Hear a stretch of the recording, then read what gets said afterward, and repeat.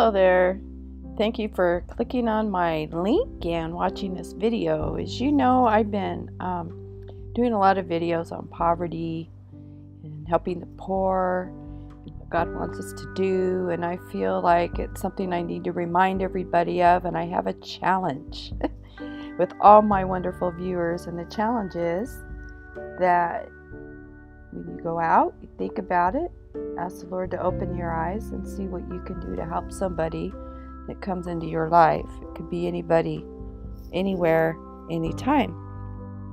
And then write it down in the comments below, and it'd be wonderful, because we need to, one by one, get out there and do stuff.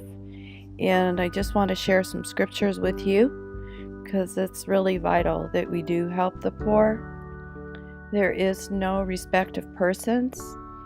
And God created everybody, and He loves everybody because they're all His creation.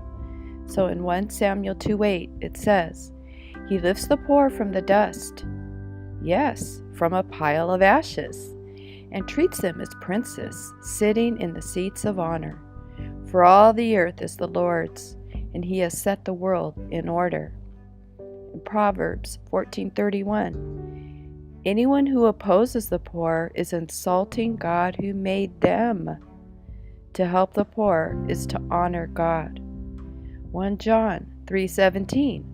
But if somebody who is supposed to be a Christian has money enough to live well and sees a brother in need and won't help him, how can God's love be within him? Little children, let us stop saying we love people. Let us really love Him and show it by our actions.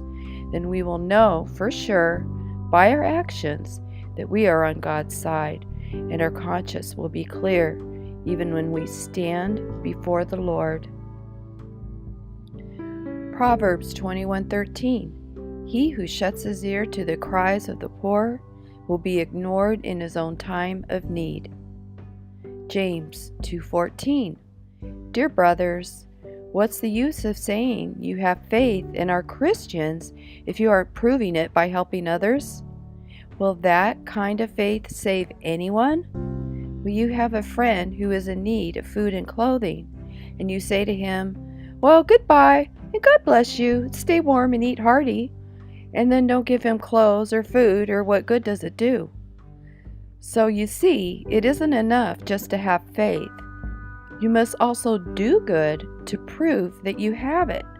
Faith that doesn't show itself by good works is no faith at all. It's dead and useless. In Matthew 25:34 says, Then I, the King, shall say to those at my right, Come blessed of my Father into the kingdom prepared for you from the founding of the world. For I was hungry, and you fed me. I was thirsty, and you gave me water. I was a stranger, and you invited me into your homes.